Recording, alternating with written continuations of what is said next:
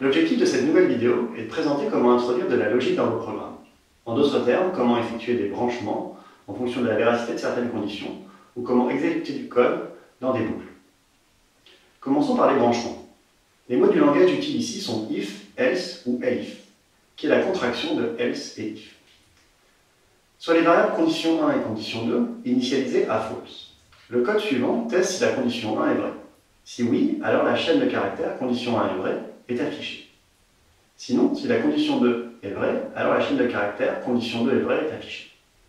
Si les deux conditions précédentes sont fausses, alors on affiche la chaîne de caractères condition 1 et condition 2 sont fausses. Il faut faire attention à deux choses ici.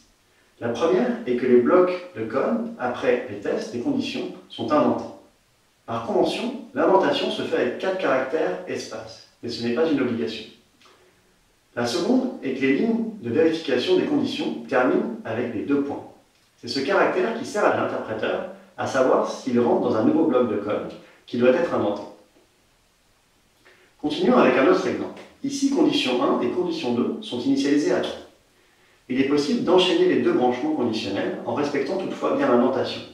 L'appel à la fonction print sur la chaîne de caractères condition 1 et condition 2 sont vrais se fait ainsi avec 8 caractères espacés.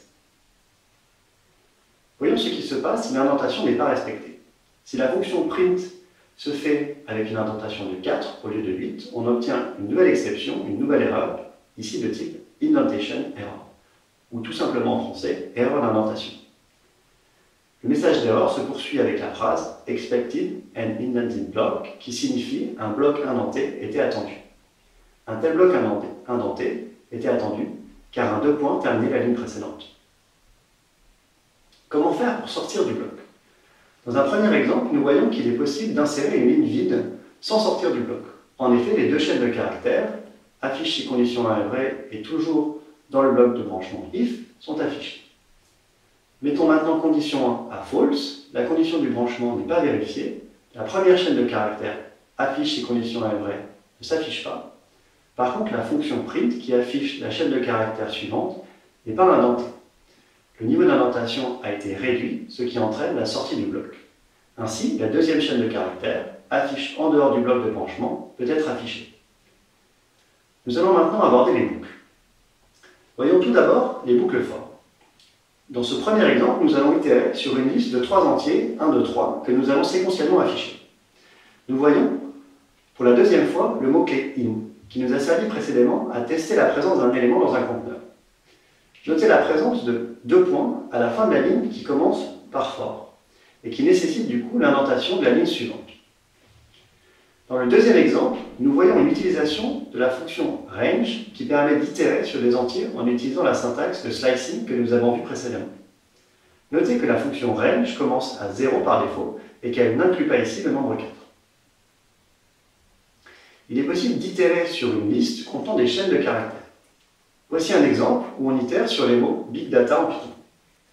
Il est aussi possible d'itérer sur une chaîne de caractères. Sans surprise, nous itérons cette fois sur les éléments de cette chaîne, c'est-à-dire les caractères eux-mêmes, que nous affichons du coup un à un.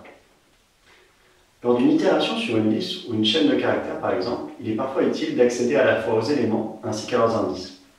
Le mot-clé enumerate permet de gérer ce cas de figure. Lorsqu'on itère sur un enumerate, on obtient pour chaque élément à la fois sa valeur et son indice. Dans l'exemple, nous voyons que nous pouvons ainsi afficher les lettres du mot calcul ainsi que leurs indices. Le mot-clé enumerate évite d'utiliser des variables intermédiaires, comme un range de la longueur de s, dans le premier exemple, ou encore d'avoir recours à une variable de type compteur. Il est aussi possible d'itérer sur un dictionnaire. Pour itérer en obtenant à la fois la clé et la valeur pour chaque entrée dans le dictionnaire, il faut invoquer la méthode item de la variable param. Notez la présence des parenthèses à la fin de item. Elles sont nécessaires car item est une méthode. Dans le cas où l'on itère directement sur le dictionnaire, param, on obtient successivement uniquement les clés du dictionnaire. Nous nous approchons de la fin de cette séquence. Avant de conclure, voici une syntaxe très souvent utilisée qu'on appelle la construction de liste en compréhension. List comprehension en anglais. Pour comprendre le principe, voici un exemple de construction d'une liste notée L qui va contenir tous les carrés des entiers entre 0 et 5 exclus. On attribue ici une liste à la variable L et les éléments de la liste sont définis dans son expression. Cette formulation s'approche des notations mathématiques et elle est assez naturelle à lire. En effet, on peut lire L est égal à la liste des x au carré pour x étant un entier entre 0 et 5 exclus. Ainsi, on écrit en une ligne l'équivalent des 3 lignes suivantes qui consistent en la création d'une liste vide, une boucle for et l'ajout des éléments un à un après passage au carré. Pour conclure cette vidéo, mentionnons les boucles while. Les boucles while sont moins couramment utilisées que les boucles for, mais restent toutefois pratiques dans certains cas. Dans l'exemple suivant, on définit une variable i, puis on va itérer tant que i est inférieur strictement à 5. À chaque passage dans la boucle, i est affiché et incrémenté de 1. Attention à bien incrémenter i dans la boucle, sous peine de voir le programme rentrer dans une boucle infinie.